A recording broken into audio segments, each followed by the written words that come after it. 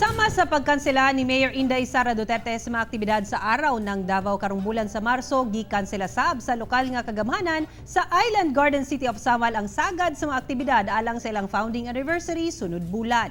Gikansela na sa lokal nga kagamhanan sa Samal Island ang ilang ubang mga aktibidad sa ilang founding anniversary karong March 7. Kiniagig pagsunod sa tambag sa Department of Health nga likayan una ang pagpatapok sa bagang duot sa katawhan aron mahilayo nga matakbuyan sa nCoV ARD o Novel Coronavirus Acute Respiratory Disease. Dili man gud kuno malikayang mudagsa ang mga tao ug turista sa Samal atol sa ilang mga aktibidad, busa dili na lang una kini nila idayon. Ang amo ang binibining Samal, ang amo ang igakos Samalenia Queen, ang mga live bands o concerts canceled na.